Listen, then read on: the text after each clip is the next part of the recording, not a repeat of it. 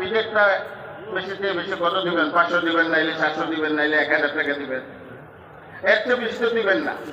আর যদি 10,000 টাকা আপনার পরীক্ষার মধ্যে ফেলায়, তাহলে 6,000 টাকা হাসপাতাল পাবে, 4,000 টাকা ডাক্তারের পকেটে ঢুকবে। এই জন্য আপনাকে 10,000 টাকার পরীক্ষার মধ্যে ফেলে দিবে। এইভাবে মানুষের পকেট কাটতেছে এক শ্রেণীর মানুষ।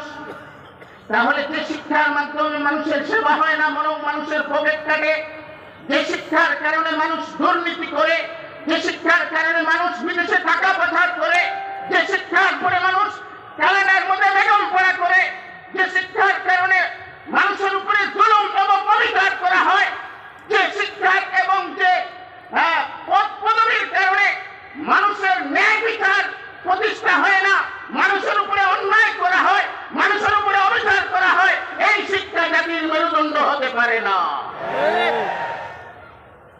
কোন শিক্ষা জাতির মেরুদণ্ড? কোরআন এবং হাদিসের শিক্ষা। আমি জেনারেল শিক্ষার বিরোধিতা করছি না। জেনারেল শিক্ষা দুনিয়ার প্রয়োজনে আমাদের কাজে আসে, এটা প্রয়োজন আছে, কিন্তু জেনারেল শিক্ষার সঙ্গে সঙ্গে কোরআনী শিক্ষা, ওই ধর্মীয় শিক্ষা, যে শিক্ষার কারণে আল্লাহ এবং রাসূলের পরিচয় লাভ করতে পারে, যে শিক্ষার কারণে আল্লাহর ভয় দিলের মধ্যে সৃষ্টি করতে পারে, যে শিক্ষার কারণে সে মানবতার পথে চলতে পারে, যে শিক্ষার কারণে মানুষের উপরে ন্যায় বিচার প্রতিষ্ঠা করতে পারে, মানুষের হক পরিশোধ করতে পারে, মানুষের উপরে কোন ধরনের অন্যায় অবিচার করে না, ওই শিক্ষাই হলো জাতির মেরুদণ্ড। এই জন্য আমাদের একটাই দাবি, আমাদের দাবি একটাই, আমাদের শিক্ষা সিলেবাসের মধ্যে ধর্মীয় শিক্ষাকে বাধ্যতামূলক করতে হবে।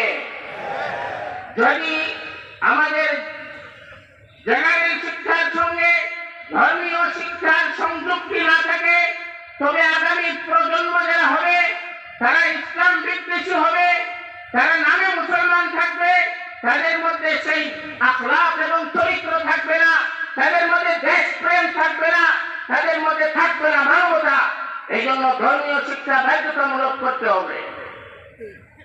আজ থেকে 1400 বছর পূর্বে যখন ইসলামী জাহিলিয়ত চলছিল, বর্বরতার যুগ চলছিল, যে যুগে মানুষের কোনো অধিকার ছিল না, যে যুগে মানুষের কোন ধরনের নিরাপত্তা ছিল না, যে যুগে নারীদের কোনো স্বাধীনতা ছিল না, সেই যুগে পেয়ারা নবী মুহাম্মদুর রাসূলুল্লাহ সাল্লাল্লাহু আলাইহি ওয়াসাল্লাম